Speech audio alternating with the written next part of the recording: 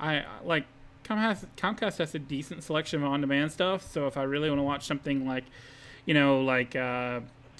I don't know, like just say I wanted to go back and randomly watch some episode of something, I can generally find it, at least some episodes of it on on there as long as I'm subscribed to the channel.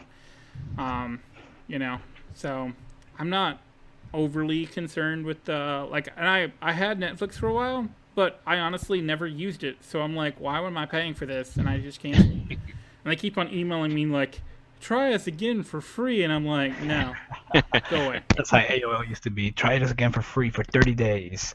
Yeah, I'm tired of the 30 days. Try this again for another 30 days. Forever, you'll get it for free.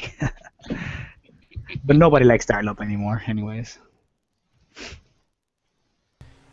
Yeah, the oh yeah, so just speaking of random emails, so you might want to consider, like, I'm really considering opting out of Best Buy's marketing stuff because like I added a few games to my cart because I wasn't sure if I wanted to pre-order them from there or if I wanted to wait and see reviews or whatnot. And so like I just had them in my cart just so I could pop them in, back into the cart when I was ready and actually, check out. And like they sent me like 3 emails about, hey, you can complete your purchase, and I'm like, what in the world? What is this? So I'm gonna have to let them know that that's really not That you don't want to appreciated. complete the purchase? You cheap bastard. But well, no, like, so another thing that I got their Black Friday, $30 PS Plus card or Uh-oh. whatever.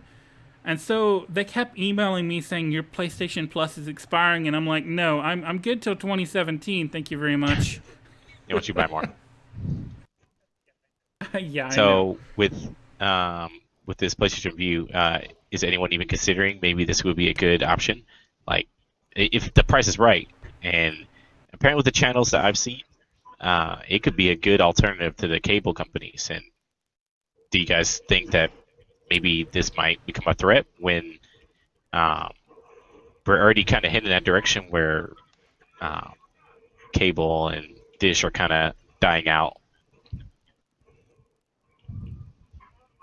Um, well, I think honestly, like right now, it's only partially a threat just because of internet services right now. Um, and they're trying to push people toward a data cap. And so I'm thinking if they keep pushing that, I'm really hoping people will start just finding alternatives, which is annoying because I mean that's why that's the only reason I'm with Comcast is because they're the only ones with decent speed here. Otherwise I'd be stuck using DSL with somebody, and I don't really want to do that if I can avoid it.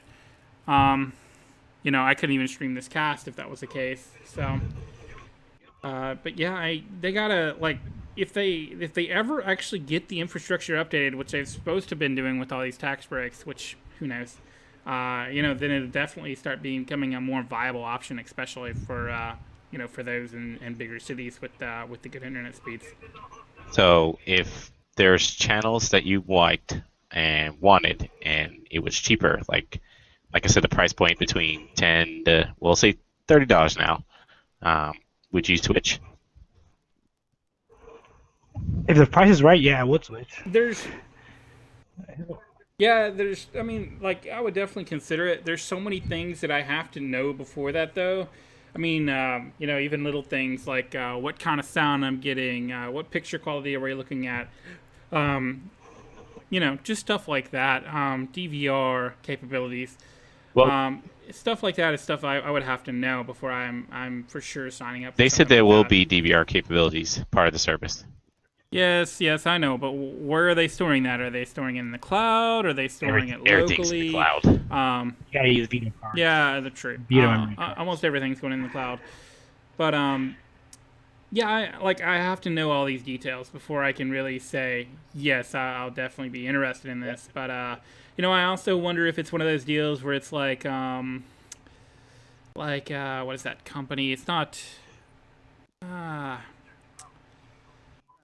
it's not oh, it's Dish, not DirecTV. Dish.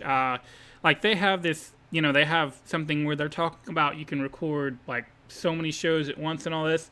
what they're actually talking about is some special feature where it records all the primetime stuff for you. So I mean, I would wonder how many shows we can record once, all this other stuff. I mean, there's so many questions that I have that I would have to know answers to before I really would, start considering it at this point. That gamer and Iglesias, you guys might jump aboard. Nope. I have no interest in streaming services of that sort. Ooh. Uh-oh. If I want to He hates watch like stuff, I find a way. Oh, okay. Oh, okay. Call the FBI right now.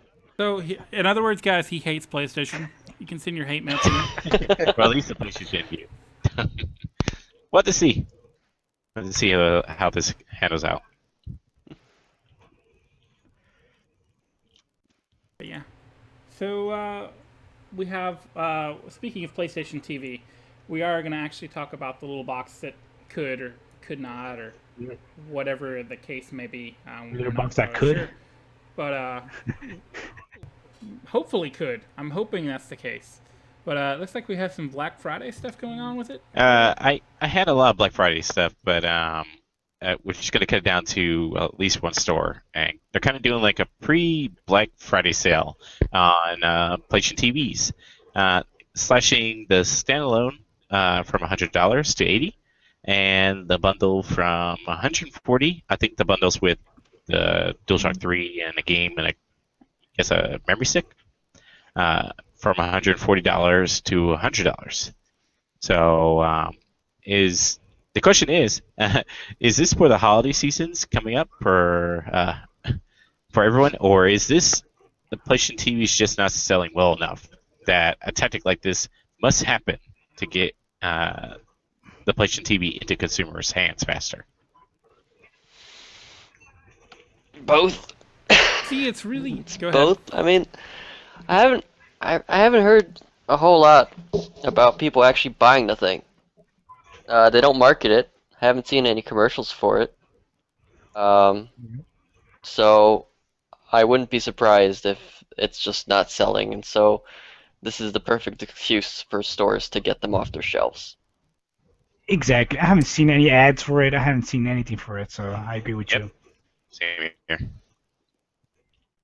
Yeah, it's definitely frustrating to see the lack of advertising, and I mean that's like Vita in general. All their advertising seems to be focused on PS4. They just had some good stuff coming out for Vita.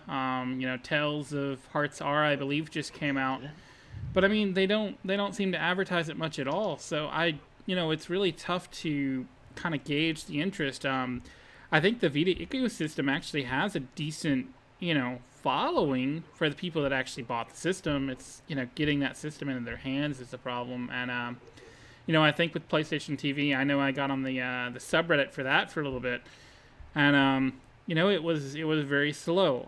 There was not a lot going on, so it doesn't look like, at least as far as Reddit goes, if that's any kind of indication one way or another, it's really tough to tell how well it's actually sold, but it does not appear that it's done overly well, which is unfortunate. Yep.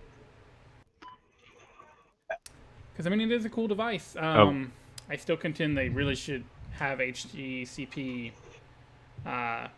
turned off, or at least allow you to turn it off. But I guess that brings the question for the ones who actually have a PlayStation TV part of this podcast. What do you guys think of it so far?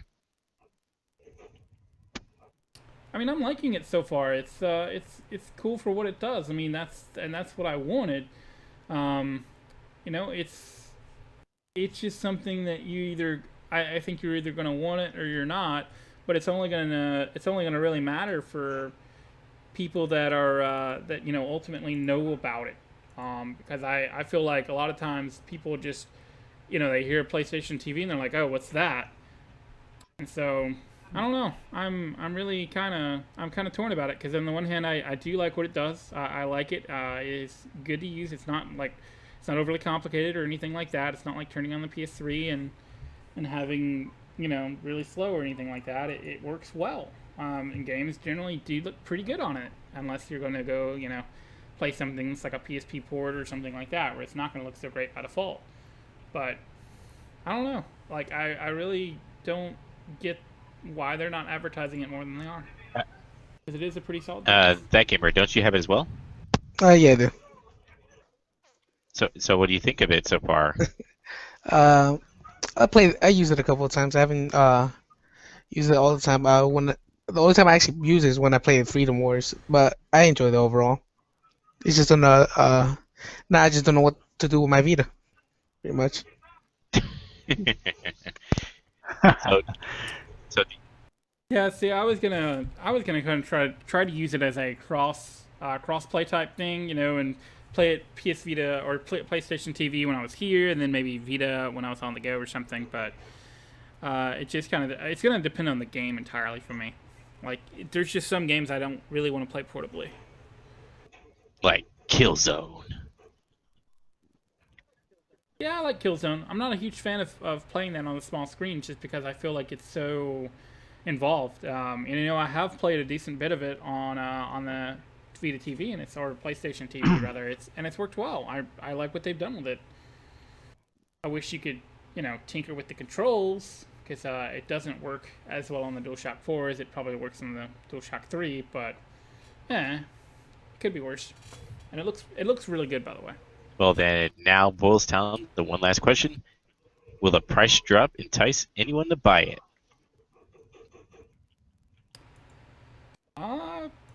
Potentially, but again, I still think they got to get the word out Advertising. more.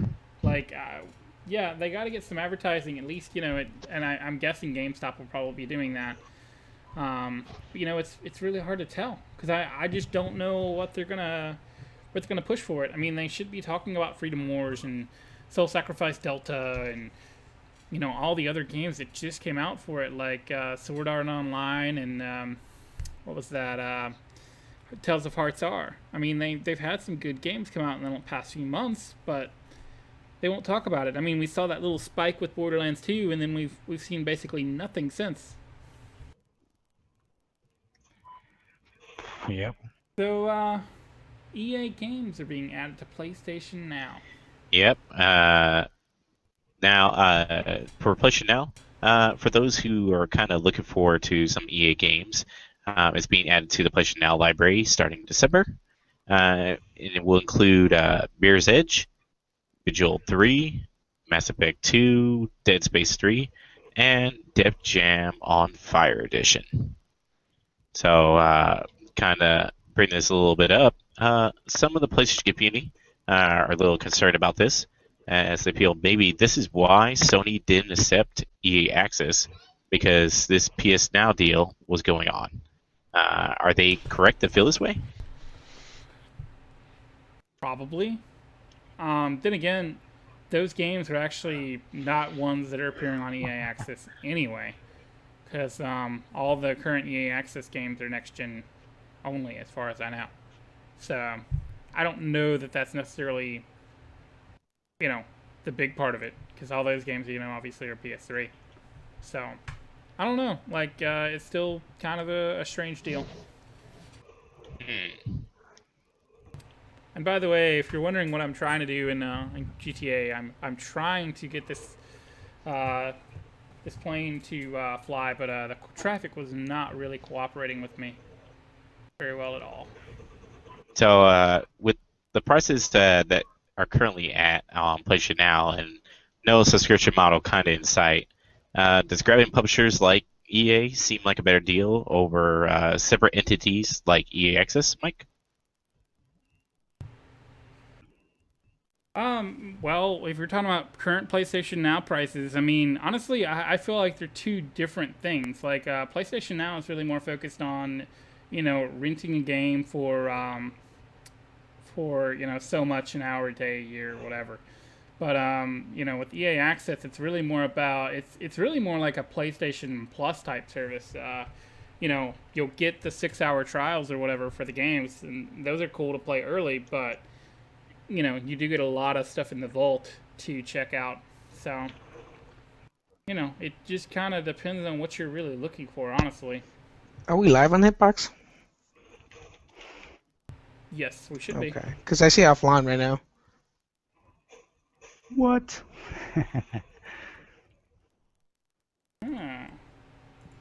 Still showing viewers. I can still. I'm watching her stream Oh, the thing right now on the forums. So Yep, we're good. okay. Must be me. Odd. Odd. Yeah, you might have not refreshed or something. But yeah, so we'll go on to, you know, I know you were asking specifically about does it seem like a better deal, and you know, it like I said, it really depends on what you're looking for. PlayStation Now is really, I think, more focused on, you know, looking at older gen titles, while PlayStation Plus is more, or PlayStation, sorry, EA Access is more about, you know, the current gen titles and stuff like that, and you know, more about checking out a game early and really looking at the vault, where you're basically getting games like PS Plus. So it's kind of a different deal depending on what you're looking for. So it looks like we will no longer have two big PlayStation exclusives in February. Yep. You For have those looking for two big exclusives to hit in February, aka the Order 1886 and Bloodborne. I'm sorry, but Bloodborne has been delayed to March 24th. Producer has stated, it is with great regret that I must inform you that Bloodborne will be slightly delayed while development continues unabated. We would like our team to deliver the best possible final experience, and we were gratified by the feedback and data we received from those who participated in our limited alpha tests. The extra production time will also allow us to better integrate those learnings. It was kind of teased that the PlayStation experience in December will have something to show for the fans. So, are you guys disappointed by the delay? And was anyone able to get into the alpha? Delay Station 4 confirmed. I am disappointed, but at the same time, I'm hoping other games fill up that spot. But I don't know. To be honest, I wasn't really expecting much out of those games. I'm gonna be serious about it. I wasn't really expecting much, but it's still disappointing that those games are not coming out in February. I think the order's still going to be there. It's just that Bloodborne is not going to be the second title you can pick up. Okay. Yeah. Yeah, and you know, I'm not overly disappointed. I mean, it's a month. It's not a huge deal. That just gives you more time to play Witcher and Batman and New Order, as opposed to having Bloodborne on top of all that. Yeah. And I think the alpha is really more European based, so I don't think any of us actually Well, got into that. You could technically. Yeah, if you made a European account and signed up and got lucky, yeah. But I didn't feel it was worth the effort. I mean, like, it's Bloodborne to me, like, a lot of people are getting super hyped about it. And to me, it's a game I definitely want to check out, but it's not something that, like, it's not something that I bought the PS4 for or anything like that. Yeah. So, what do you think the exciting news might be for December? They kind of teased on a beta.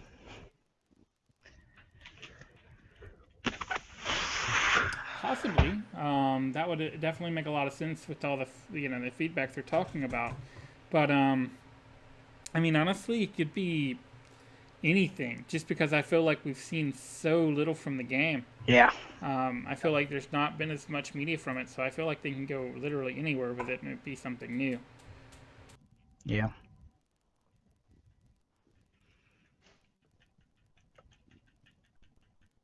So we got Rocksteady talking about parody. Oh boy, another I hate that word. parody discussion.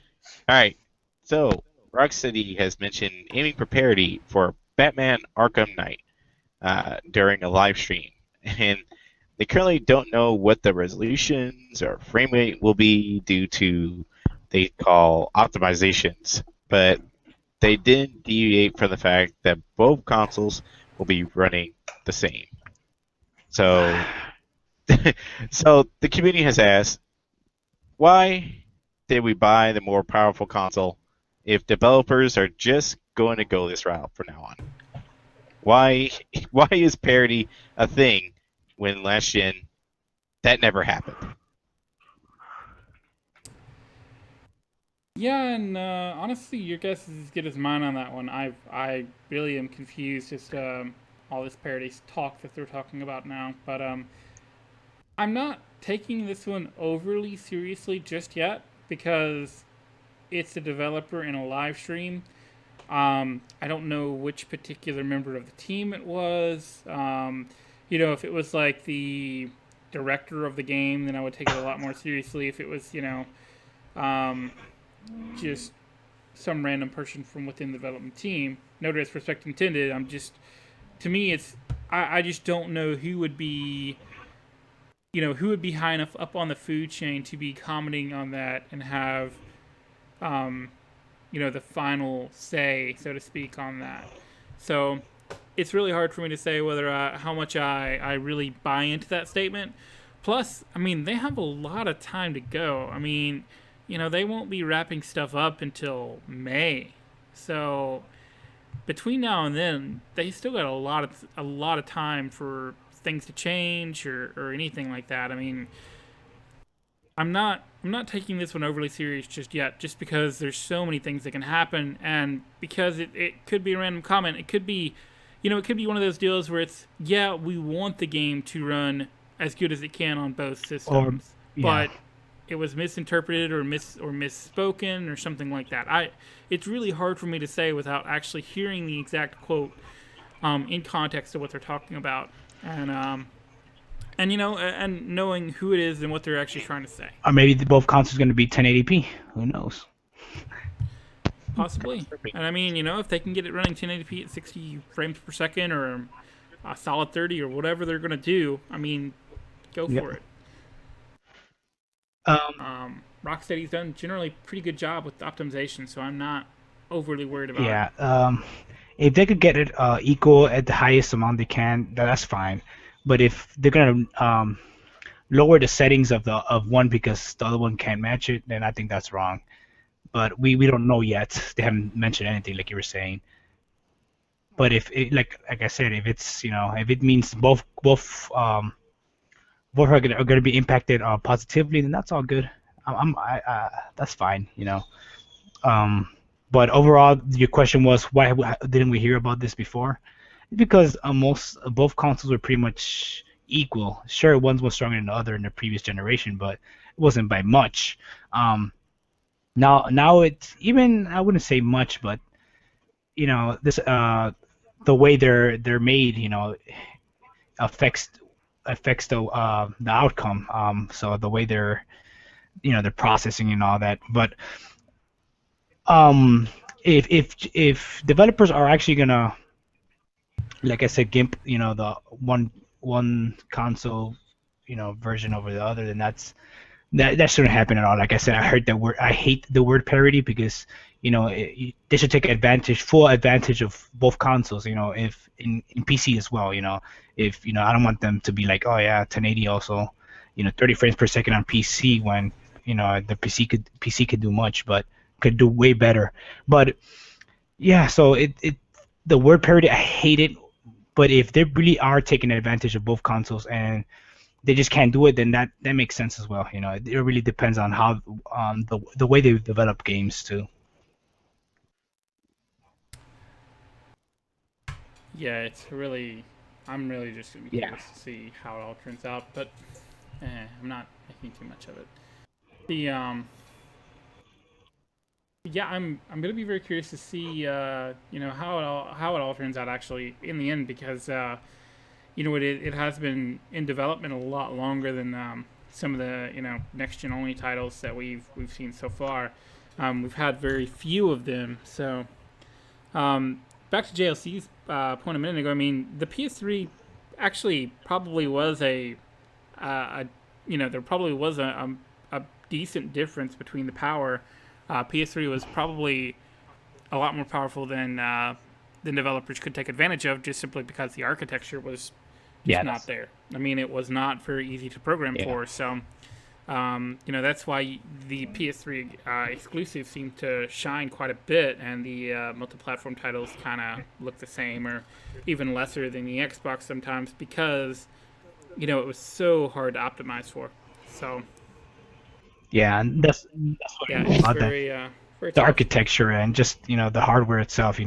Back then it was just architecture problem. Now it's more of a hardware and architecture problem, which is impacting a lot of developers. And the consoles are new as well, so you have to understand that a lot of developers don't really have that much experience yet with the console. So once the generation moves on, hopefully people move away from the word of parity. Right. Yeah, and we're hoping so. And I mean, and I think if they actually used the word parody, that was probably a Yeah. mistake. But it's really, like I say, without the exact quote in the context, it's really hard for me to say. But let's go on to another game that's supposedly releasing next year, and that would be Just Cause 3. Yes. Just Cause 3 has been announced and it won't be cross-gen. So Yes. we get an actual current-gen PS4 title, in other words. And and that it won't be free-to-play like some originally thought due to screenshots on the internet of earlier builds. Oh, and it has a tentative release date of 2015. So let's hope they kind of stick to that. With the question kind of comes up is would this have benefited as a free-to-play title, like some have been kind of scared about? And what would it have been like Warframe? Short answer, no. Long answer, no. I saw the screen they were talking about that people thought that it seemed to insinuate a free to play title, but that's not the direction I would have went with it. That never crossed my mind just because it just doesn't seem like something that they're interested in doing at the moment. It really was hard for me to say on anything from that particular screen. I do know what they're talking about. I guess I could, if I really, really thought about it and whatnot, I guess I could kind of see that. But at the same time, I don't know how they'd actually do that because the whole point of Just Cause 2 was you could go anywhere with your grappling hook and your stunt parachute and basically do anything you wanted to do. You could follow the story, you could go randomly explore stuff and cause chaos and attach people to motorcycles and drag them behind you or boats. But that was one of the most awesome things I had captured is I had attached somebody to a boat, started driving the boat, got out on the hood of it, and then shot the guy while he was being dragged behind my boat. It was pretty brutal, but I mean, I just don't see how they would actually do that. I mean, are they going to have something like, you've only got,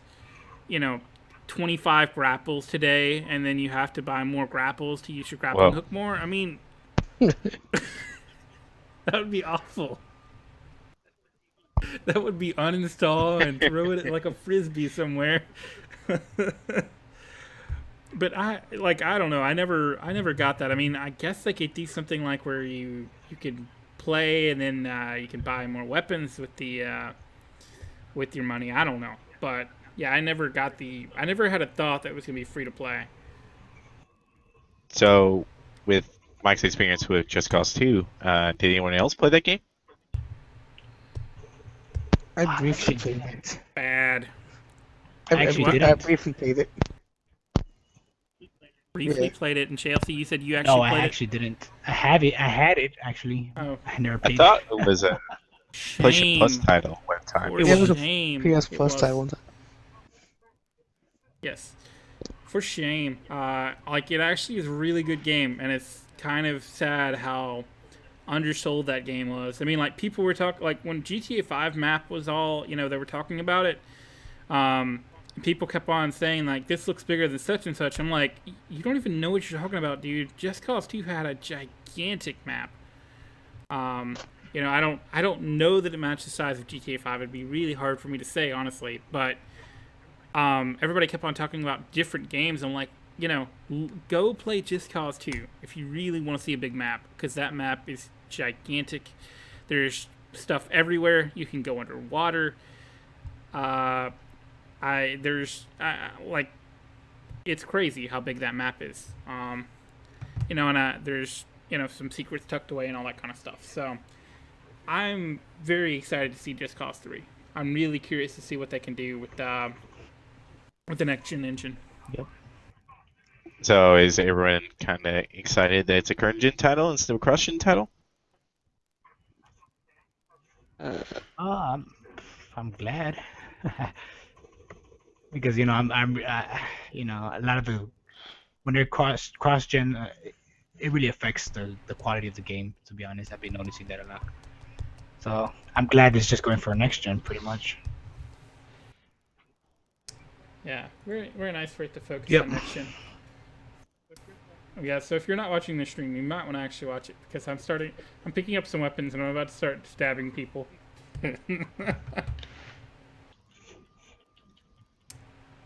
So, Double Fine's chief operating officer has some thoughts on Metacritic. Oh boy. So, Double Fine's, like you said, Double Fine's CEO feels that Metacritic is obsolete, saying there's no need to obsess over Metacritic.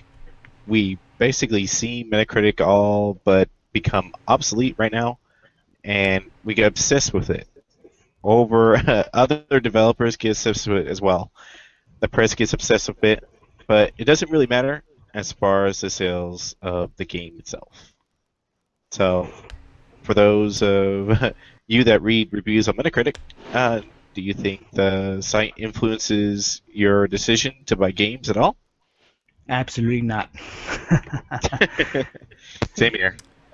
Not generally. I'll generally have a thought, and I might go there to check out kind of what the trend is right now for a game, but I don't. That's not anywhere. Not the end all be all. Call for.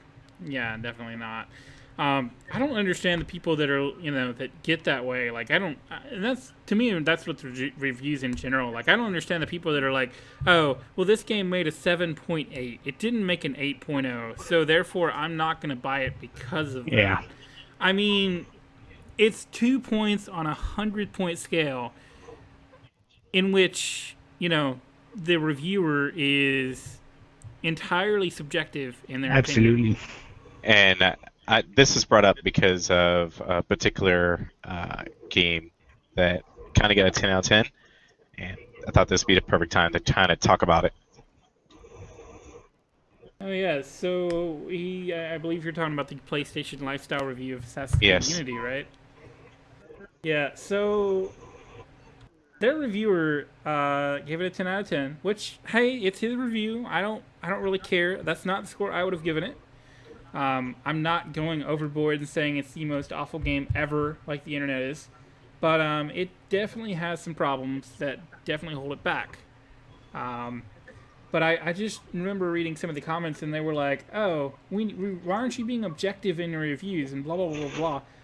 And I just want to throw it out there, guys. There is no such thing as an objective review. Nope. I mean, so let's just say for a minute that you actually have a set of criteria that you're using for this. I mean, who's deciding that? That in and of itself takes subjectivity into the play. So whoever's deciding on those is subjectively deciding that those are the criteria that it should meet. I mean, there's no such thing as an objective review. When I review a game, I generally consider how much fun I'm having.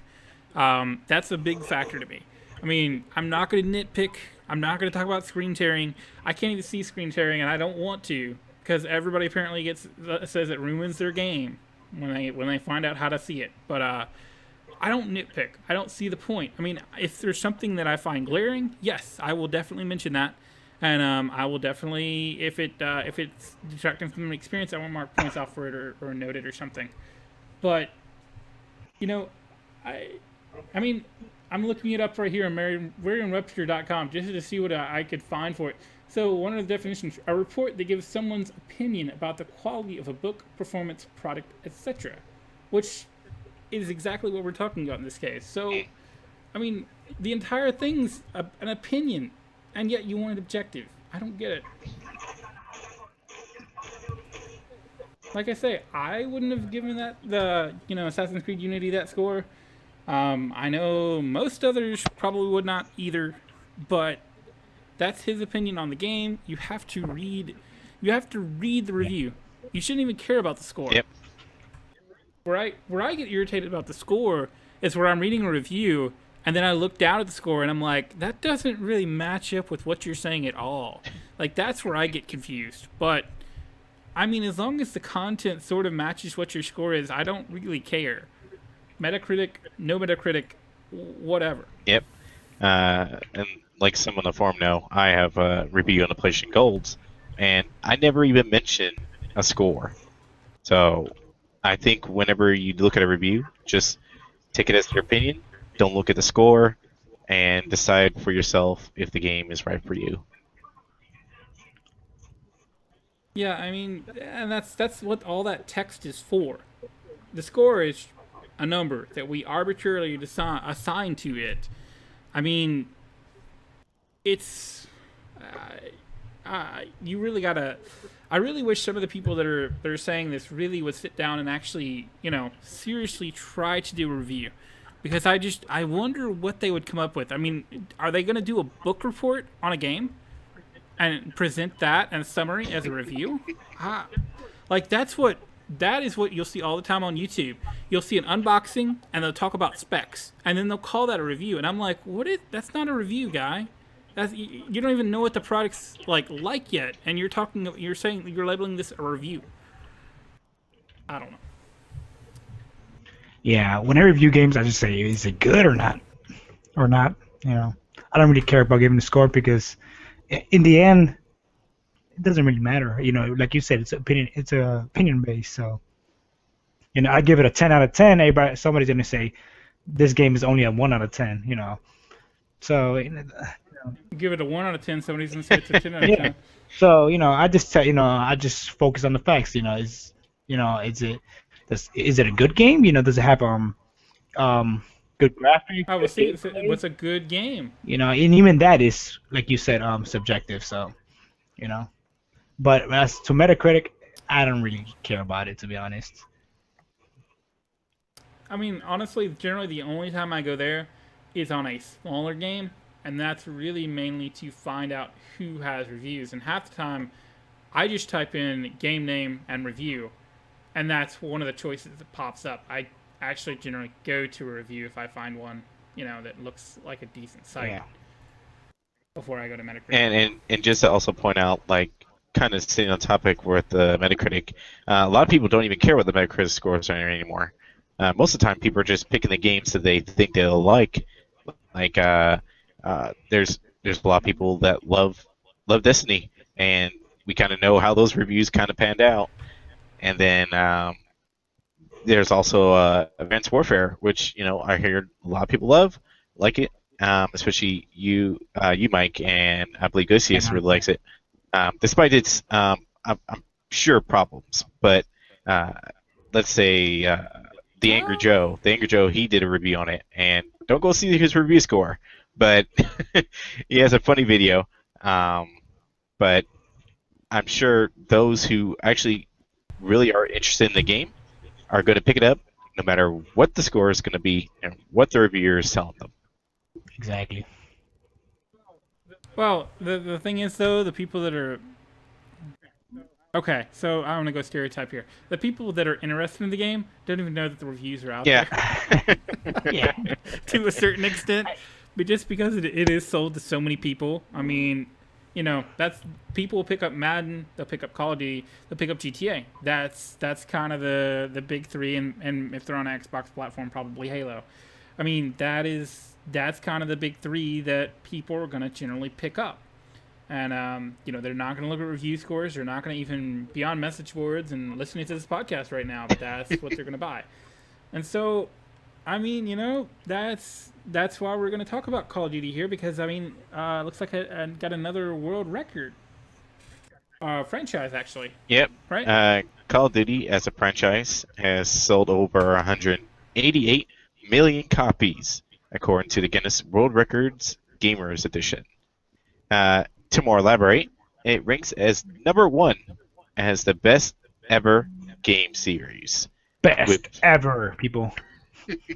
This will be proud. And again, how are they determining that? Are they going off Metacritic? They're going off of sales. But Oh, well, yeah. And so Never mind. we're gonna go down the line of what the Guinness World Records kind of said. So we have Call of Duty. We have Call of Duty ranking number 1. Super Mario Brothers as a series is second. Minecraft is third. GTA is fourth. Halo is fifth. Zelda is at number 6. FIFA is at number 7. Assassin's Creed is at number 8. Battlefield is at number 9. And finally, the Elder Scrolls rolls the end of that top 10. So, do you guys agree with the Guinness's findings? And does Call of Duty deserve such an honor?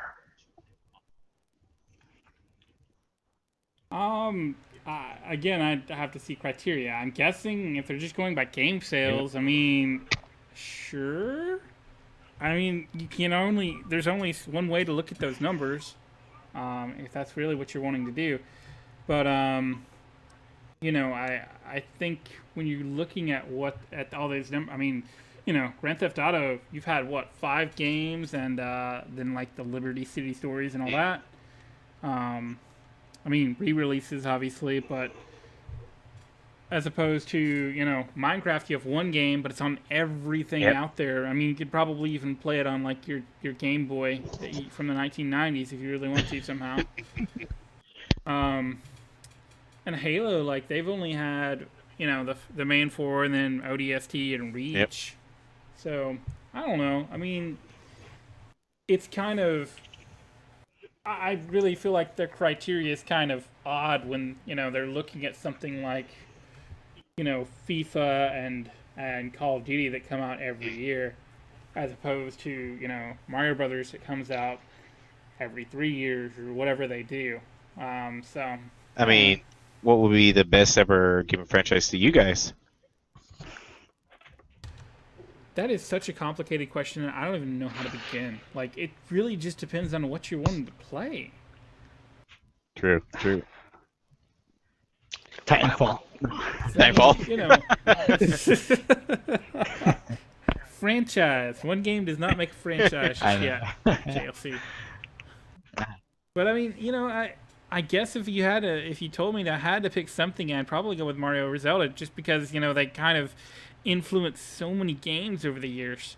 You know, and if I'm taking, you know, if I'm gonna have to choose a best, I guess I would have to go with one of those, just because of how many, you know, not only games but how many developers they influence. You know, that they are a big reason why a lot of the developers are in the industry they are now, because they were playing these games Pac-Man. when they were kids or, you know, young teens, whatever, and you know, they were kind of getting into them with Mario and Zelda and all that kind of stuff from the you know, NES, SNES, Genesis days. So I would have to go with one of them. I just don't know which one I'd pick. Tetris. You know, and Tetris, that's another good one actually, because I would imagine that there were a lot of people influenced by that game. The sad thing is, of course, that the guy who made Tetris actually didn't get any money for it because he was in the Soviet Union, and the Soviet Union took all the money for it. But Damn Soviets. it is kind of crazy that I mean, he was like, apparently he was a mathematician, and so he just started randomly, you know, putting shapes together, and that's what he came up with. It was a puzzle game. It's just, I mean, it's crazy. The way the industry used to be, and again, I keep referring back to console wars, but it just keeps on coming back up with our discussions, because you know, that's kind of the way the industry was at that point. It was so broadly defined. You know, there were so many things you could do. There was no huge PR gaming firms at that time. So they went out and they hired a firm. You didn't have to, you didn't have pedigrees for people in the industry because the industry had basically just restarted. So it was very interesting seeing how all that went down. And like I said before, it's not a documentary style thing, but it is more of a story, historical story told as a story. But you can definitely look at some of that and kind of get a feel for how things were. So does anyone have a best ever game franchise besides Mike? They don't play games. They just like to talk about them on the internet. How about Metal Gear? Metal Gear? Oh man. That's an interesting choice. My only thing with Metal Gear is like people really didn't really hit the limelight until Metal Gear Solid. I don't know very many people that talk fondly about playing Metal Gear back on the NSX. Metal Gear. It can't be. It's a great movie franchise. Yeah, it does get a little long-winded at times, definitely.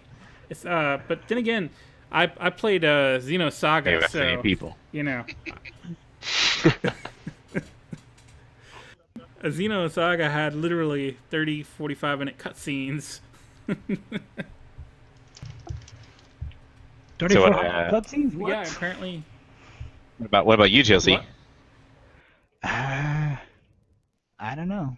I have to go with classics like It Metal was Slug. Battlefield yeah, until Battlefield. Hardline came out. I have to go with Metal Slug. Until Hardline. Which one you go for? beta. Metal Slug. Metal Slug. Metal Yes. Slug. Okay. And Ryder, what about you? Oh, me? Oh. Whatever one you can write an info. Yeah, I would. I guess you could say that.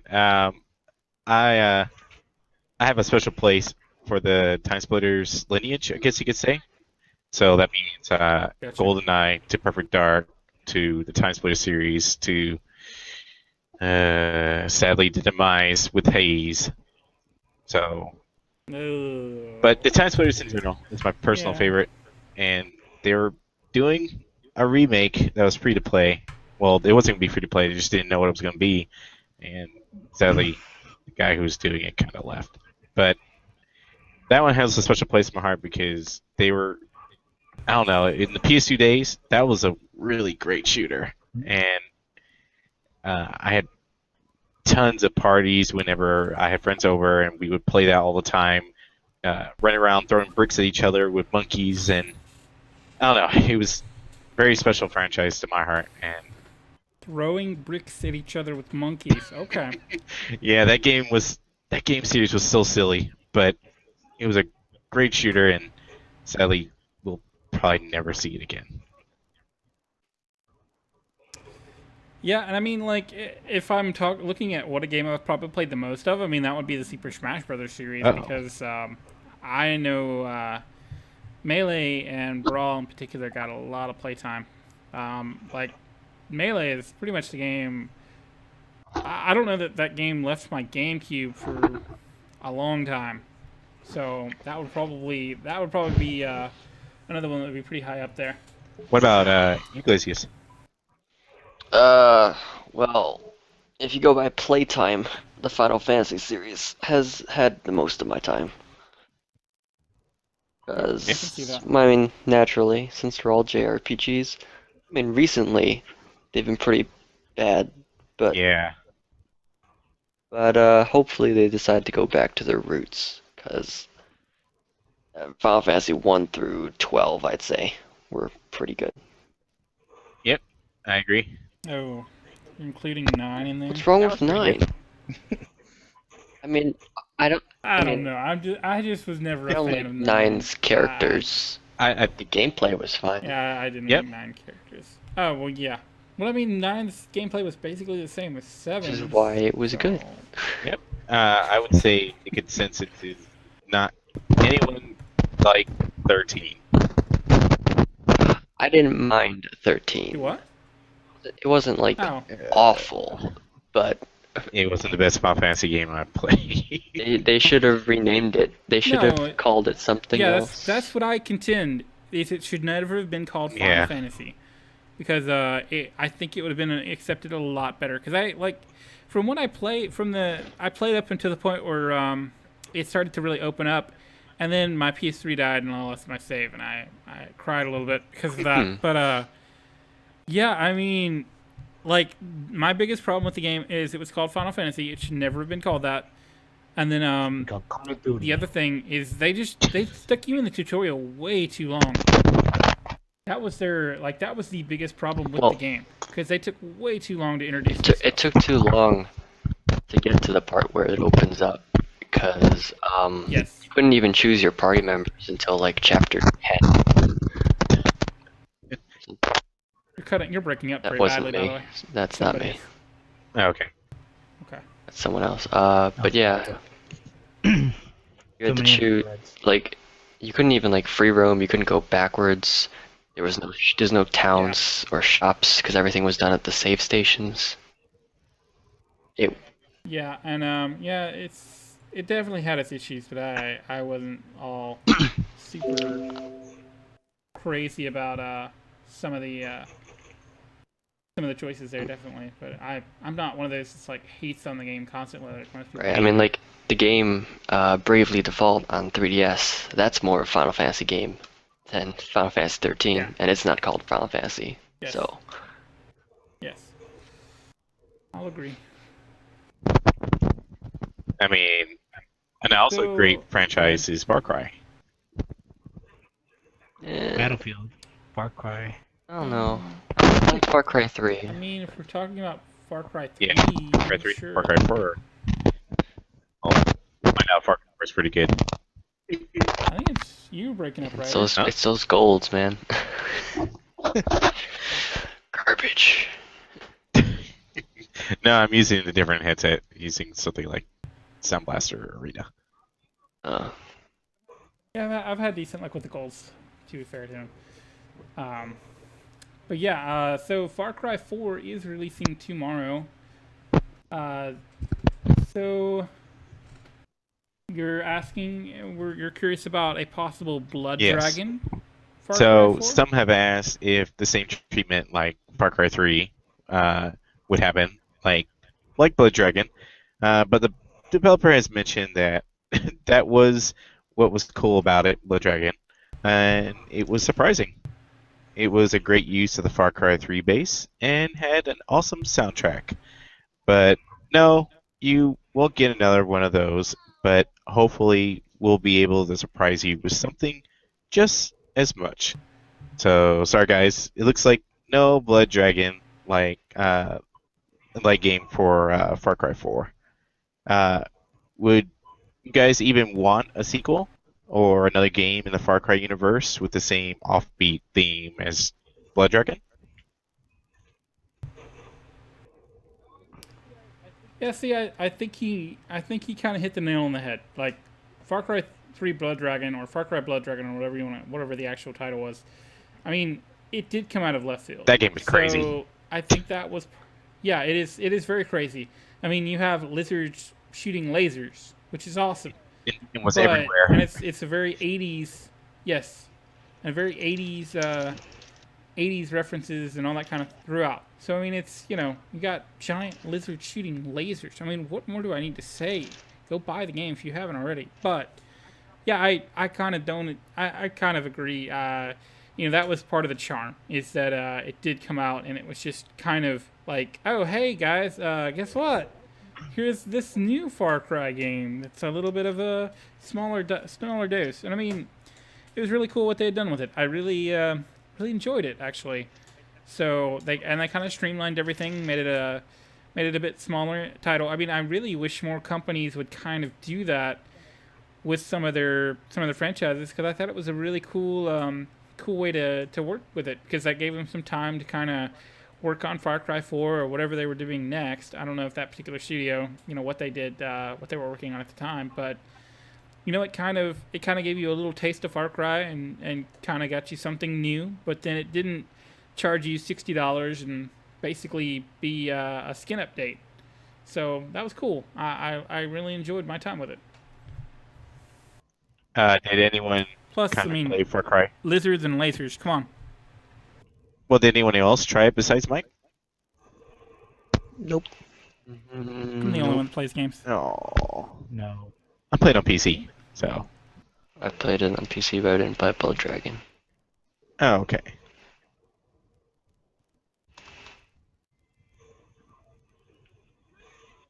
Yeah, so Ubisoft was also very vocal about Assassin's Creed on PS4. So what do you have for that, Ryder? Ubisoft has mentioned that they have utilized as much as they can currently the PS4 when it came to Assassin's Creed Unity, and that it simply could not be on previous gen consoles, especially with the NPC hitting between 5,000 to 10,000 NPCs on screen at one time. I guess also speaking of high numbers, it was found out after the release that Assassin's Creed Unity has microtransactions ranging from $19 to $99, depending on how much Helix credits you want to accelerate your progress through upgrades and maps. Although they did say all items in the game are unlockable through normal progression. So, do you guys think the PS4 has been maxed out by Ubisoft with Assassin's Creed Unity? And is the amount of NPCs really necessary to immerse you in the game, especially since there is certain frame rate stuff? Glitchy NPCs, you mean? I've seen those. Those are kind of funny, actually. They can leave that in the game if they want. See, Go ahead. granted, I have not played like super much of it like everybody else has, or a lot of people have rather. But I have played a decent bit of it. In fact, that Tuesday, I was off, so I actually did get to play a decent amount of it that day, and I didn't run into anything overly jarring. I wasn't falling through the ground like some people were. I didn't have glitchy NPCs like some were. I don't know. Like, I haven't seen some of that stuff, so I don't really know what to make of that. I did have some very, very major frame rate issues at one particular point. It was really weird because it was inside a building that I was having all these issues. And this was a story mission, so I couldn't exactly leave the building. I mean, stained glass thing. At one... That's where Yes. it all goes downhill. Yes. And, it was almost stop motion at some points. It was really, really bad. But beyond that hiccup, it was a really big one, but beyond that, I honestly haven't had very many issues with the game. I'm kind of annoyed about how they've done how areas have a certain difficulty assigned to them, and so the enemies in them hit you a lot harder if you go into a higher level area. That's kind of annoying.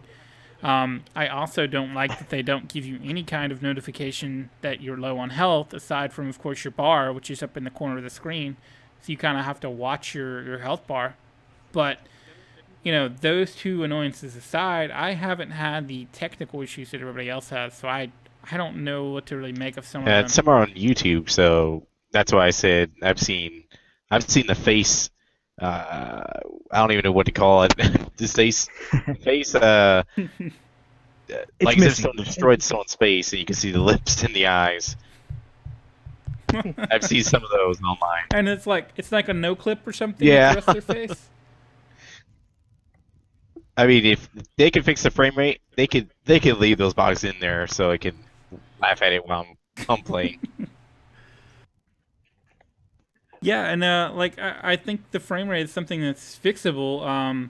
But I haven't had much issues in the actual open world, so I don't know. I'm and maybe I just haven't got far enough because I did kind of start getting sidetracked.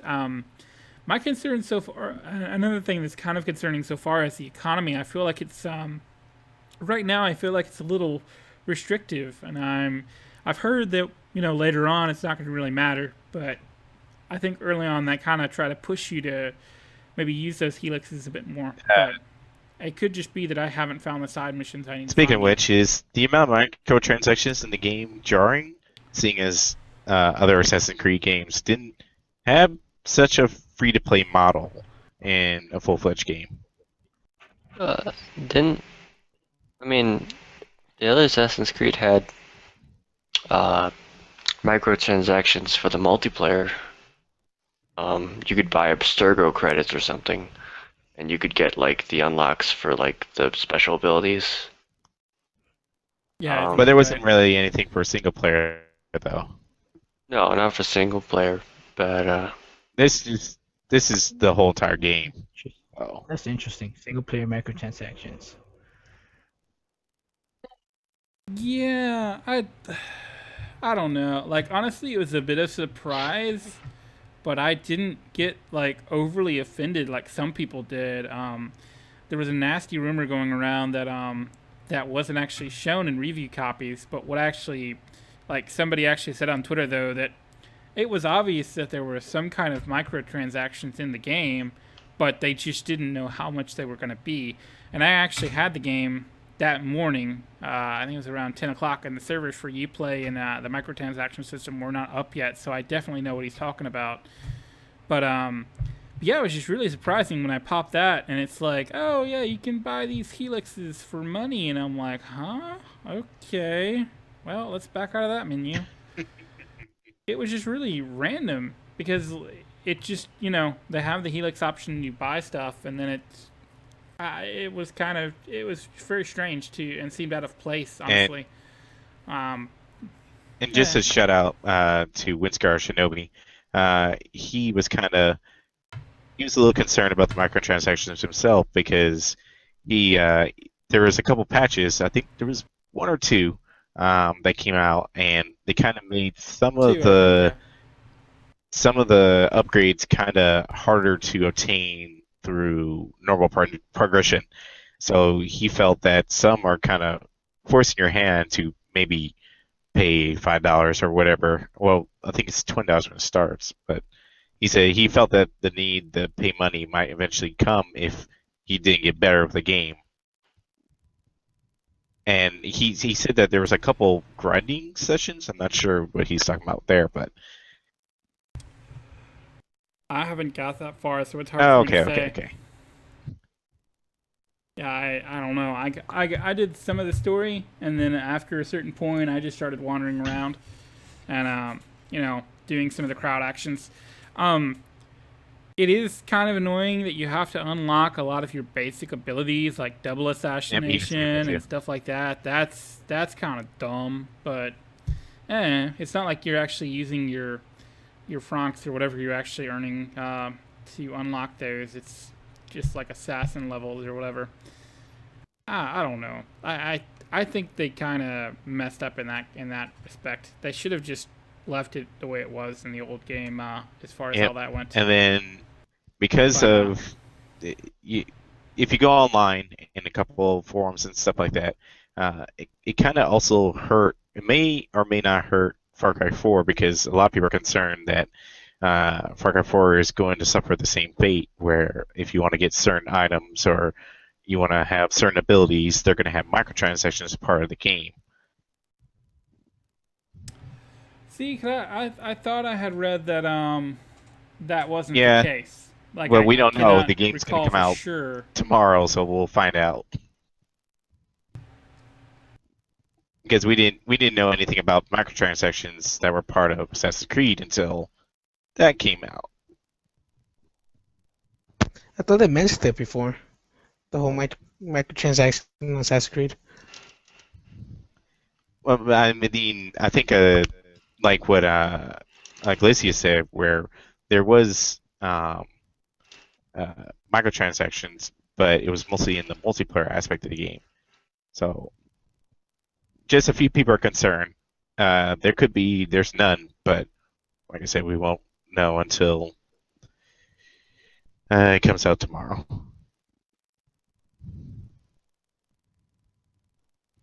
Yeah, and so we'll see. I will definitely have the game, and we'll be having some footage next week. We'll be having some footage of that, and probably Dragon Age, and maybe even some GTA 5 if I feel like it, because we haven't had enough. But yeah, I'm really hoping that's not the case, but I'm not overly concerned as long as they're not gimping other stuff. to do that.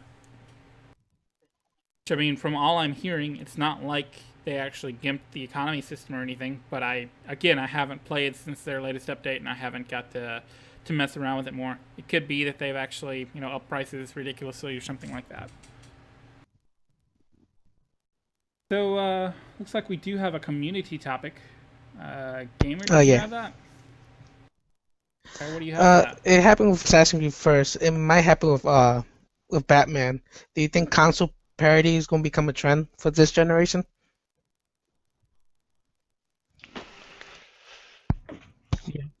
Yeah, it's it looks like it's becoming more and more popular, but I'm wondering how long that's going to stick around. Just because I'm wondering, with developer tools getting more advanced, basically every day, I'm going to be curious how much longer it's going to be a point of contention, so to speak. I'm curious how long that's going to actually last. And if they're going to try to, if how many more developers are actually going to go specifically for parity. And if parity is actually going to mean a downgraded game as opposed to, both running the same 1080p, whatever FPS they're shooting for. So it's really hard for me to say on that, honestly, just because I feel like there's so many directions developers could go with it. And like the GLC said earlier in the podcast, I really hope some people don't. Well, just to elaborate on I hope that people don't feel that, because we have a PS4, it should be more powerful than the Xbox One. It's not the case. It's like GLC said earlier in the podcast. I'd rather developers take advantage of the console at hand. If one can do better than the other, just do the best of your ability and don't just go with the lowest denominator, I guess you could say, and say, well, we're going to do that because we don't have the time. We don't have money, and we're just going to ship this thing out at this certain date. So, oh well. Exactly. Take advantage of the console you're using. If you hit problems, fine, but that's understandable. But at least try the best. To have both platforms, or even not even both platforms, all platforms to be the best they can. So because there shouldn't be an excuse that just because you can't hit a certain point you give up on the other platform. No, if the other platform can continue going on, improving, then do it.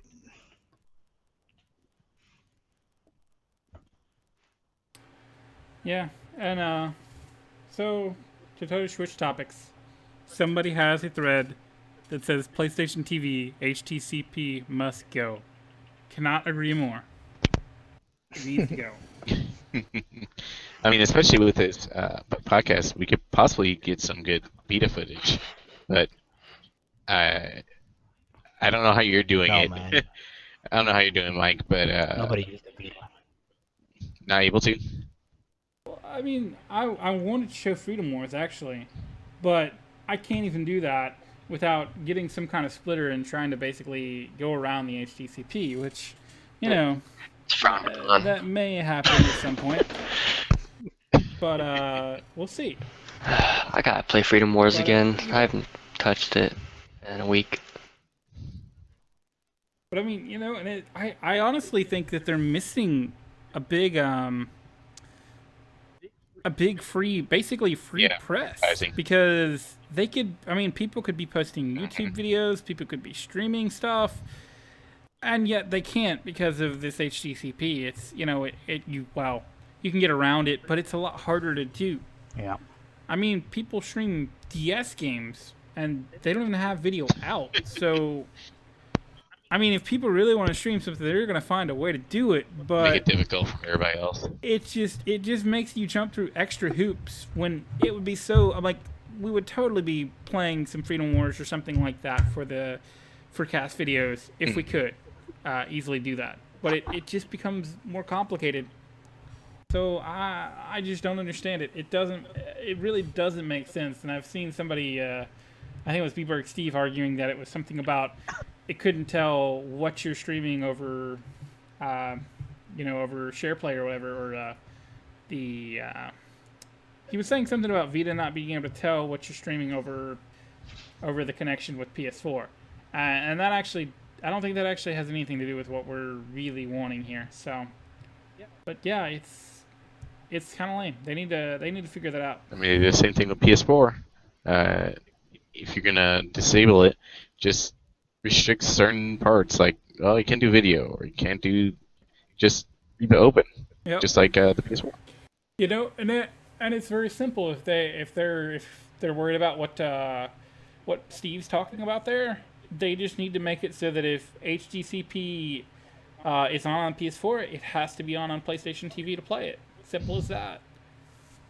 If you're going to be, going from PS4 to PlayStation TV or Vita or whatever. But that's a very simple answer to the problem. But yeah, I just thought that was very strange that I was trying to do that during my my 24. It was more like a 12-hour live stream, but I was trying to do that, and so I pop it in, and I fire back up XSplit, and I'm looking at it, and I'm getting no picture, and I'm like, what the heck? And so I close XSplit, and my picture comes up on my pass-through monitor, and I'm like, okay. And so I figure it was something, just weird in my setup, and then I come to find out later there's HDCP involved. I'm like, oh, really? Lame. Yeah, I mean, it's free PR, and they're basically turning it down. Very frustrating. But unless you guys have something else, I think we're done. Are we? Yes, okay. I believe so. We're done. JLC, you have other topics, Oh, right? absolutely. We'll go on for days. Well, I mean, we have an hour of GTA 5 footage. We can repeat that for days, so I think we'll be okay with that. It's all or most of it's first person, so I don't think anybody will complain. Yeah. But yeah, unless you guys have anything else, we're done, and we will call it a night. All right. Say Goodbye, everyone. everybody. See you on Grand Theft Auto Goodbye, 5. Dr. Nick. You mean GTA Online? Yeah, GTA Online. Save I'm probably king. That thing. I'm gonna be restarting the community, so please PS_community_NA for PlayStation Community North America, the crew for Rockstar. On the Rockstar website, join that crew, and see you online. Yeah, send everybody on the PlayStation General Forums invites, by the way. Who? No. All right, have a good one, everyone. GTA 5.